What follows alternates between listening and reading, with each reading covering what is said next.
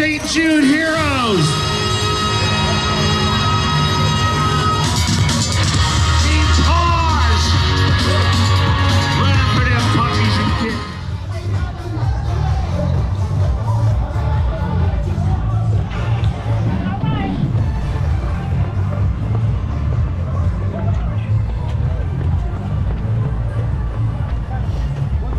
All right, here we go. Chicago Marathon 2023. Let's do this.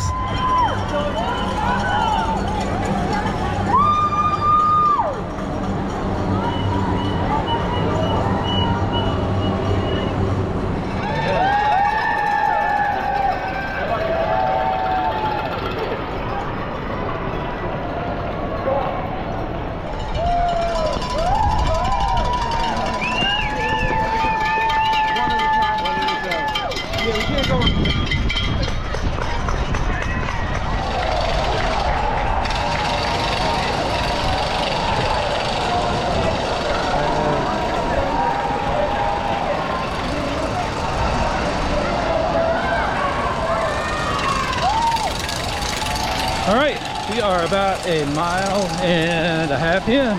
Let's do this. Come on.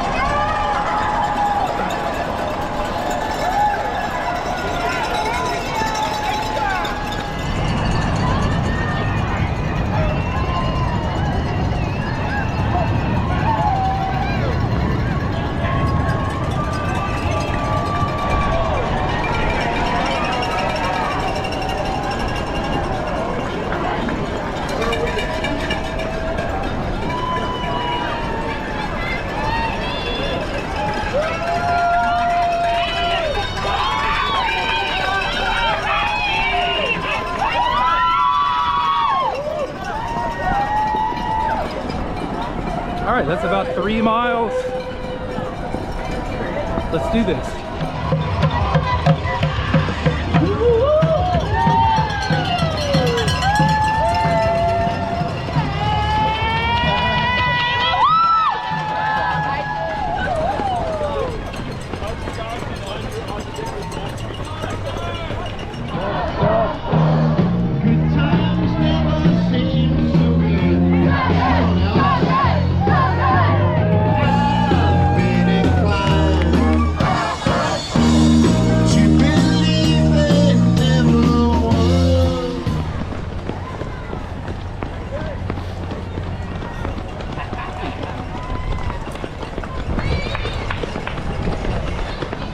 All right, 10K mark at about an hour. So 32 more Ks to go. We've got this.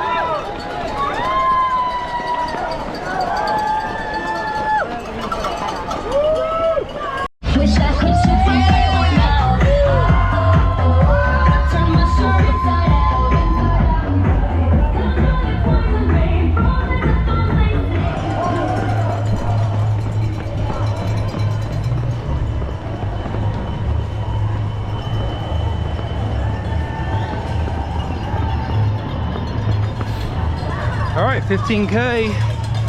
We've got this about 27 more K to go. Let's go.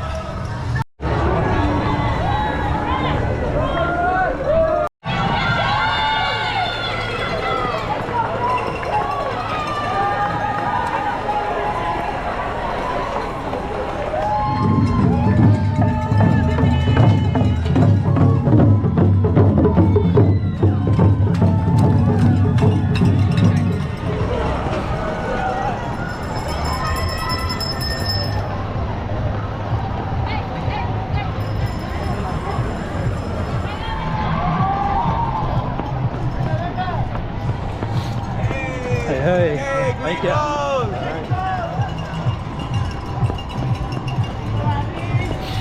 All right, 20K, a little less than halfway. Feeling pretty good. Let's see if we can set a new PR today. We'll try.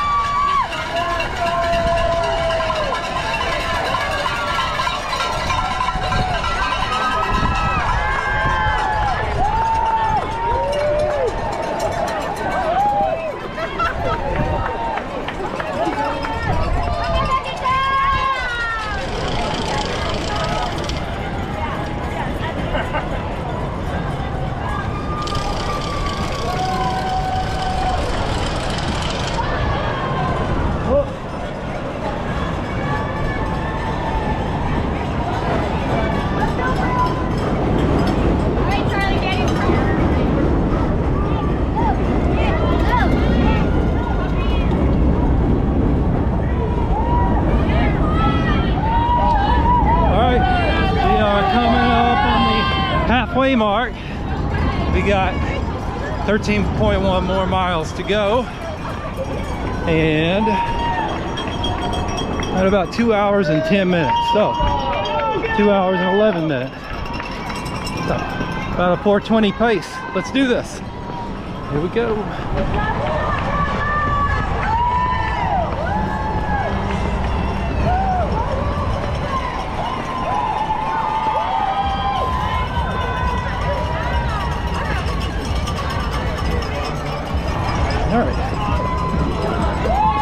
All right, 2:12 at the halfway mark.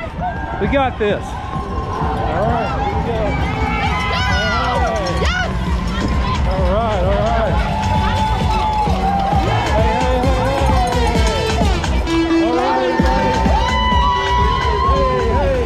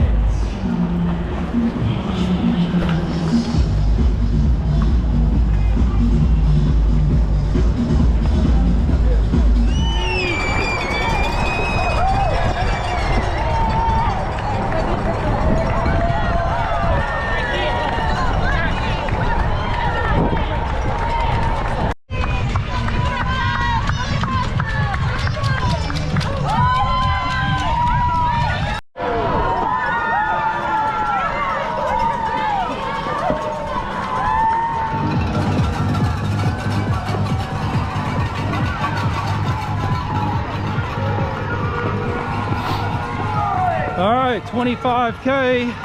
That's at 2 hours and 36 minutes. Let's try to get this in 4:30. Come on, we can do this. We can do this.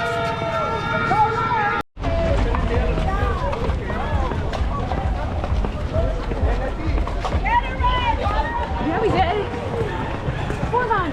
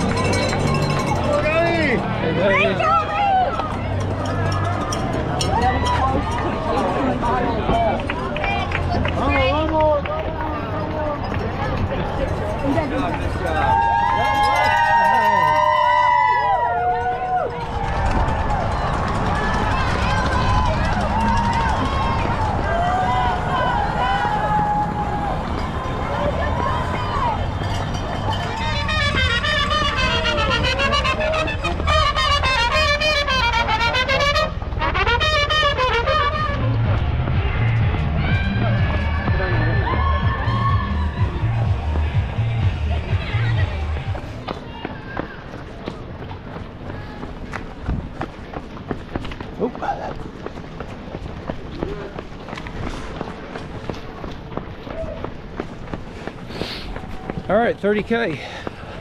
12 more to go. We got this. Let's keep pushing. Come on.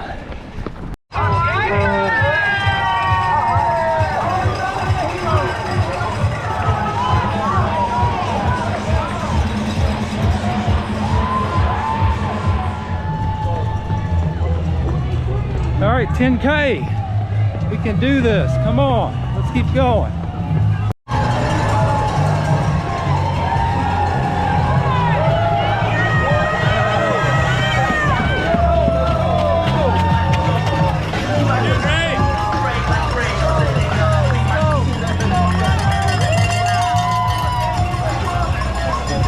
All right, 20 miles.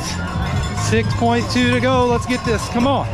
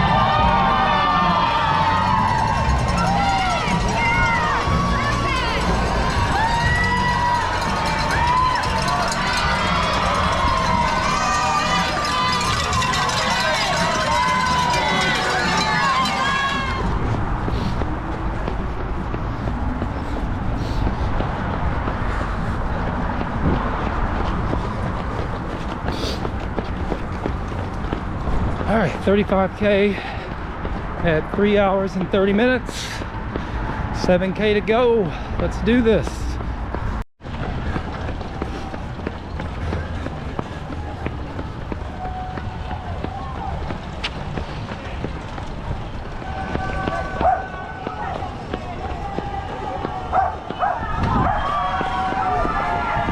Let's go, 5K to go. We got this, come on, come on. Here we go. Ladies, gentlemen, we are proud. Evan is behind you. All right, 40K.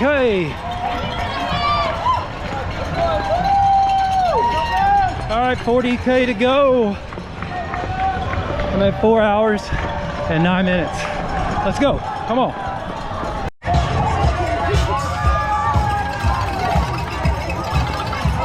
All right, mile 25.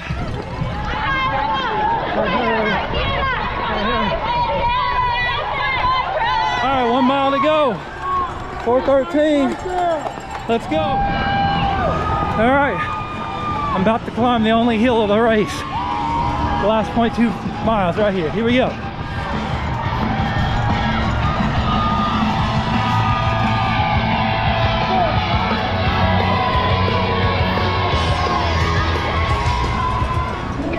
Congratulations. Congratulations. 6, yes.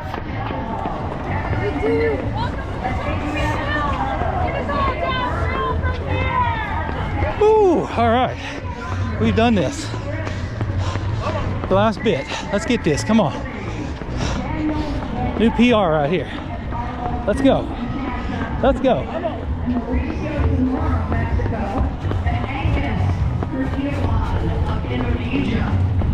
Julian Gutierrez Moreno, Russell Hall, Jerry Williams, and David Waters, and Lindsay Mucha. Christina Dorado. This has been difficult. This week I had to go to the doctor on Wednesday and get a steroid shot. I've had trouble breathing during the whole marathon, but and Matthew Webster, I did it. Robert Riley. I'm gonna do a PR. Crossing that finish line Let's today. do it. Fatima. All right. Mexico, Fatima. Oh, yes. We got Brazil and France, Germany, Mumbai, India, Taiwan,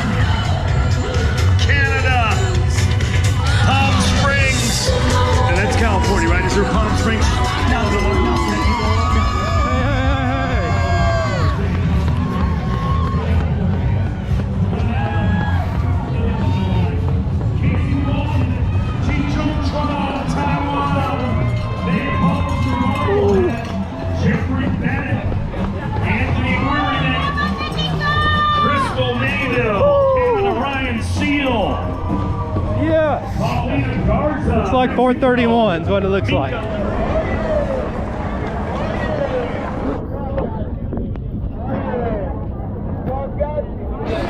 All right. I have got it. I've got you. Oh yeah. Who runs Chicago, baby? Ooh. All right. Not sure what my time is, but it's below 4:30.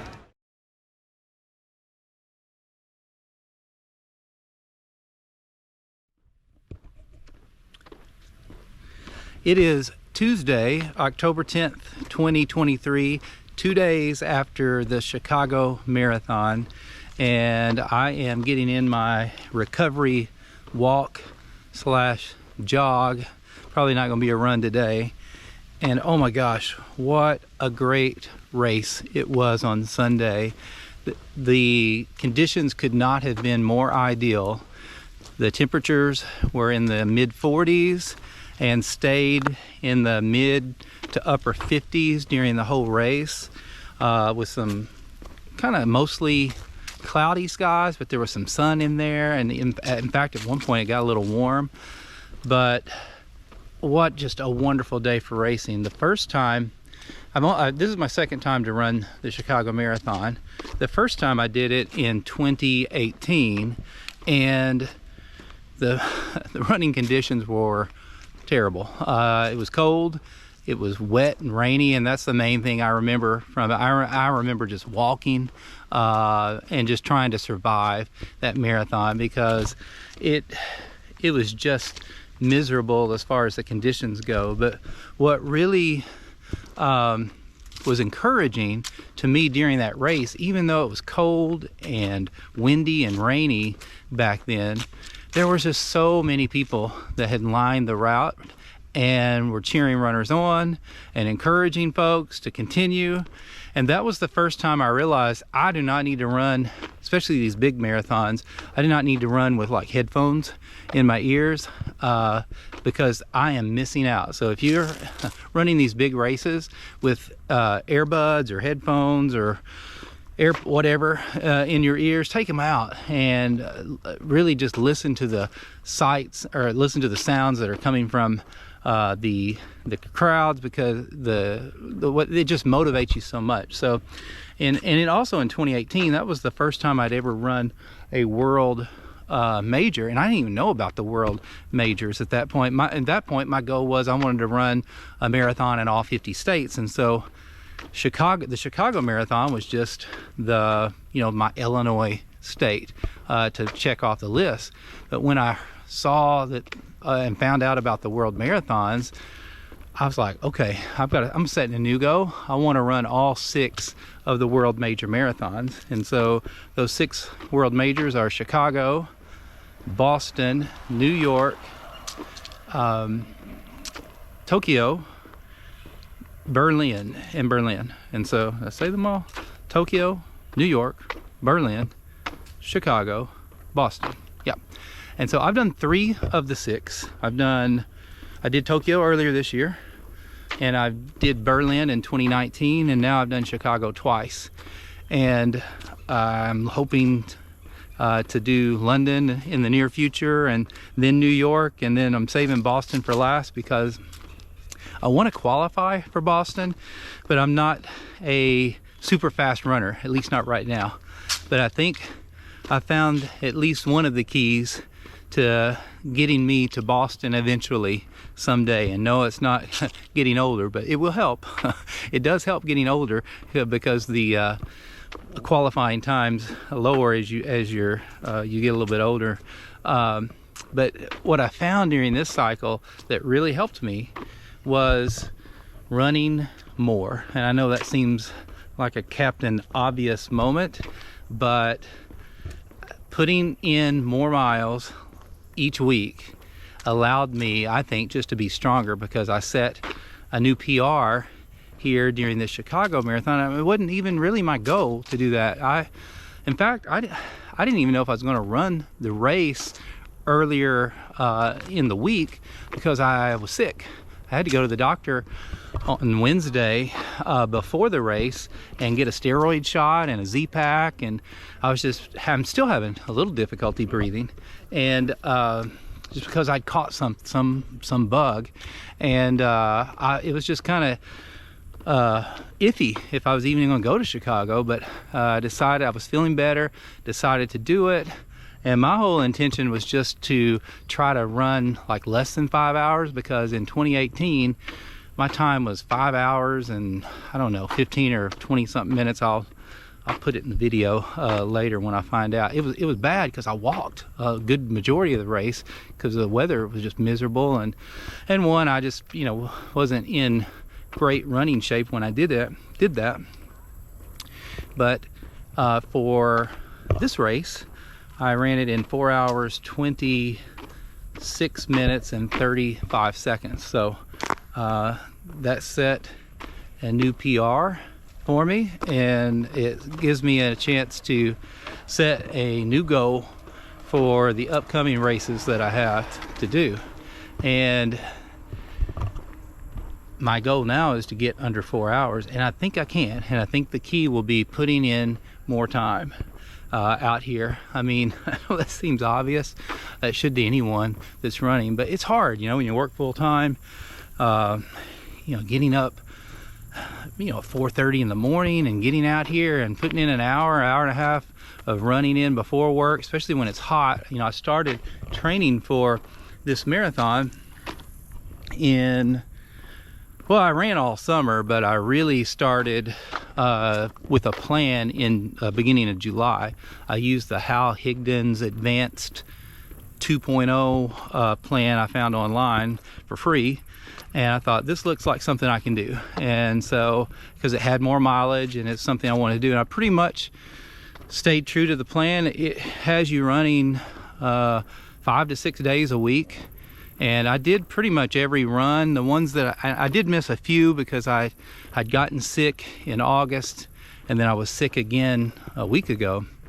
And so I missed a few runs, and then some of the easy runs I did, I went swimming instead of doing the easy runs. But following that plan really helped keep me on track, and it also helped me do more mileage. And so the more mileage that you do, the more your body gets accustomed to running, you know, 20 plus miles. And so I put in one 17-mile run, and I put in a 20-mile run a couple of weeks before the marathon, and I was supposed to do one more 20-miler, but I didn't do it that week because I was sick.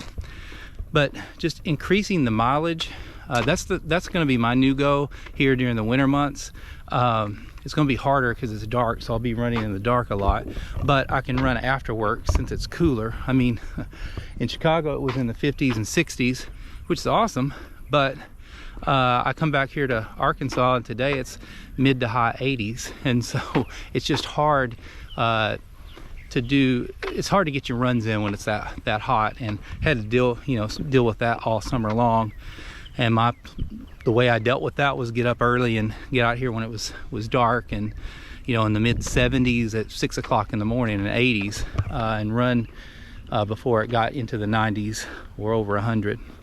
But the race was wonderful. I mean, if you can get in the Chicago Marathon, you know, I would say go for it. It's a wonderful race. The world record was broke, which is kind of cool. Kelvin Kipton ran a 2 hour 35-second marathon, which is amazing. I mean, he's running, you know, faster than 4 minutes and like 30-second miles, which is really hard to believe. You can do that for 2 hours straight. But he did, and set a new world record, which is 2 hours and 36 minutes faster than what I did. So he could have ran the marathon two times to my one. But my next goal, and I'm really wanting to set this I've signed up for the Grandma's Marathon in Minnesota. I'm going to run that with my cousin in June, and for that marathon I want to go under 4 minutes. I want to get, you know, I mean not 4 minutes, that'd be 4 hours. I want to run it in 3 hours and 50 something minutes, and so that's going to be my goal. That's where I'm going to be training for. To get to that, I'm running the Little Rock Marathon in March, and we'll see. I mean, I'm going to run and do a good job on it, but that's not going to be where I try to set a new PR at. But I'll gauge and kind of see where I'm at physically when I run that race in March. But Chicago was great. I got back late last night and drove up there, drove back, and it was just wonderful. So we stayed about 15 or 20 miles outside of Chicago, kind of southwest of downtown, just because it was cheaper. That's why I did that, which makes it challenging. That's another lesson I learned on this race, is that, you know, I'm preparing 3 or 4 months or longer for these races. Instead of being a cheapskate, I need to just go ahead and cough up the money and stay down close to where the starting or finish line is at, because it just makes your life so much easier, because you face a lot of challenges, you know, when there are almost 50,000 people at a race trying to get to the race. During that morning, it adds a lot of undue stress to the situation. All right, so I left the hotel at about 6:20 or 6:15, 6:20, and Uber driver was great. He got me down there. The only problem is he said he knew a shortcut to get me in closer to where, you know, I needed to get dropped off, and ended up being a long cut.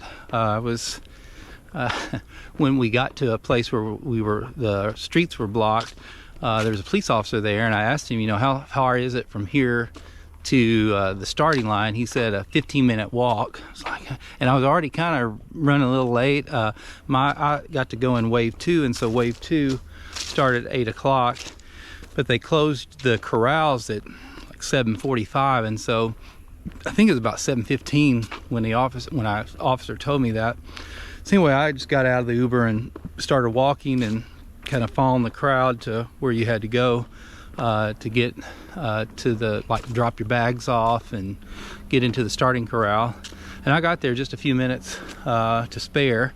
Anyway, I got in there along with everyone else and got going, and I think I did a pretty good job of keeping myself under control, because your adrenaline always gets fired up at the beginning of a race and makes you run, you know, faster than you need to. And so I kept my pace pretty good. I was wanting to keep it, you know, around a 10-minute mark, at least there at the beginning, just to see how long I could hold it. And I did a good job. My average pace was right around that for the whole race, which I'm really happy with that. But, you know, as you're running, the first few miles just go by. They fly by real fast. Really, the first like 6, 7, 8 miles really fly by. But when I got to like mile 8, my breathing, which still has affected some, you can probably tell it here just from being sick, I got to thinking, every marathon I've ever went to and participated in, I finished. But I was thinking then, I'm like, you know what? I may not finish this thing because my breathing, I was just having difficulty breathing. But I just I stopped for a second, got that under control, and then I continued the race, and I started feeling better at the halfway mark. Then I knew that I was going to be able to finish this. So when I got to the halfway mark at 13.1 miles, I knew then that I was going to be able to finish the race. I also knew that the way I was running, I was probably going to I could set a PR. And so I decided that for the last 13 miles, I was going to try to do negative splits which is running faster per mile than you did the first half of the race.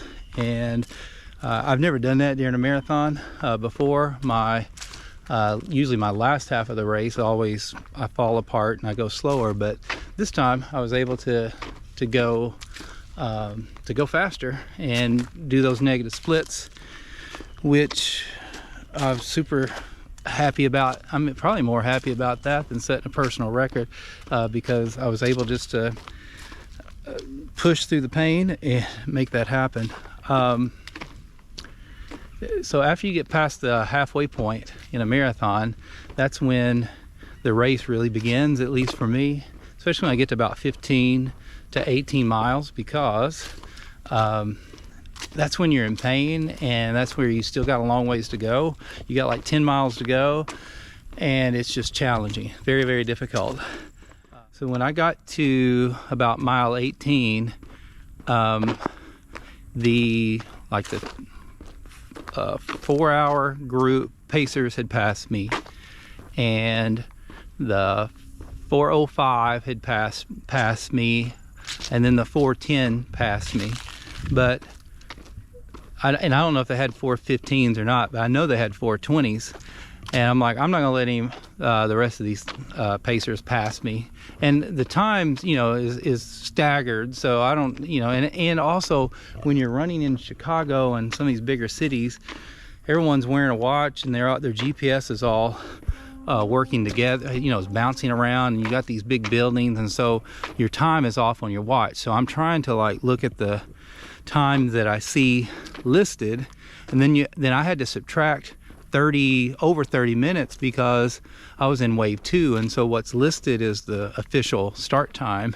So I'm trying to do this math whenever you're running, and it just becomes challenging. But I knew if I stayed ahead of those 4:20 pacers, I was probably going to set a PR, because before this race, my best time was in Berlin in 2019, which was 4:35:35,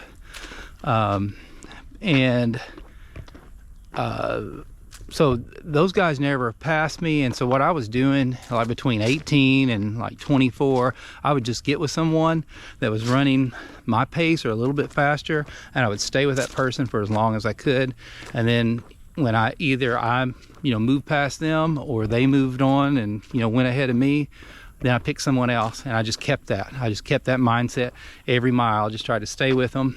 And I never stopped. I shouldn't say that. I did stop. I stopped one time to use the bathroom quickly. Actually, I stopped twice. I stopped at the very beginning of the race. I was just ahead of the start line because I was trying to get my phone put in my belt, and I just couldn't. I couldn't get everything situated while I was running. And I'm like, I'm gonna stop because this is a long race, and I want to make sure I get everything situated the way I want it to. So I don't, have chafing and other things happening. And so anyway, I stopped probably for over a minute, just getting my phone and getting the camera and everything kind of situated the way I wanted to have it.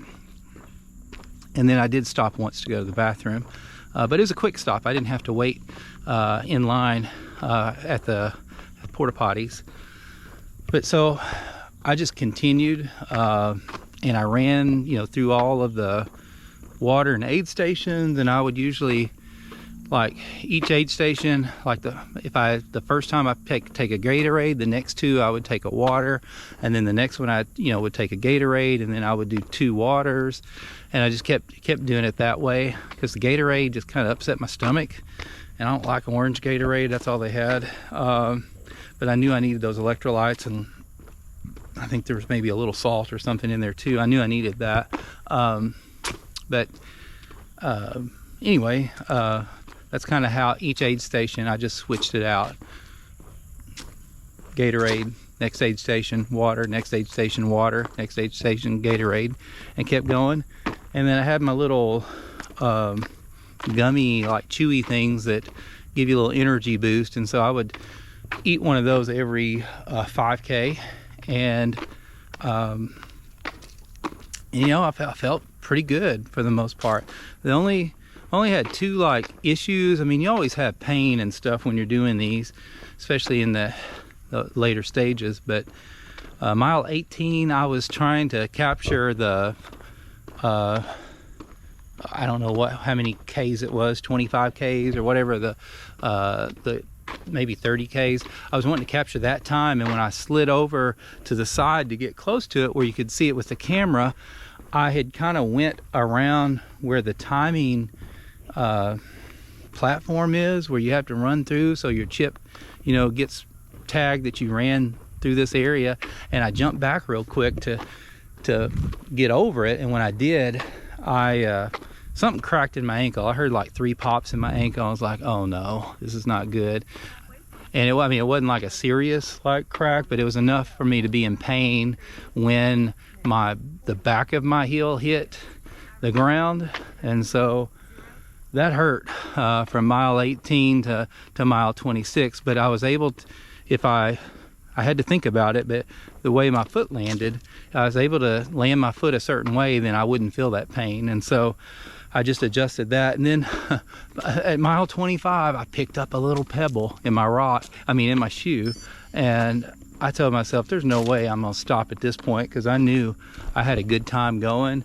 I'm just gonna run through it, and hopefully it'll find a spot where it's not underneath my feet. And so I had a pebble in my shoe, a small one, till the end of the race, and it was there when I finally got back to the hotel. I pulled it out. But as far as pain and things go, I was pretty much pain-free during this race, which is wonderful, and that lets me know that, you know, I did a good job of training and preparing for it as much as you can. But my next go, you know, I never broke 4:30, and now I have. And, you know, I'm at 4:26:35. So this means my next go, I've got to get under 4 hours, which is shaving, you know, a minute per mile off of my time, which I can do. I know I can do it, because I eventually want to even get lower than that. But 4 is going to be my first attempt. And the way that I'm going to do this is by adding additional miles to my runs and just making them longer. And because, you know, I can do 6-8 mile run with no problem. I mean, that's easy, simple for me. That's just a real easy run. And so I want 10, 12, 14 miles to be easy, and then my long runs on the weekend, I want them to be in the 20-mile range. I want that to be normal, and I just want to start building up to where, you know, maybe I'm running 60 to 80 miles a week, maybe even more than that. If I you know, I think that's the way I'm going to get my time down, getting more miles, and but I'm just going to try to do that slowly so I don't injure myself. And then also, you know, once a week, do some speed work on running really fast. And I did that, you know, this time, and it really paid off. So that's the recap for 2023 Chicago Marathon. I had a wonderful time. I hope that to go back maybe when it's the 50th anniversary, maybe I can do that in a few years. All right, until the next one.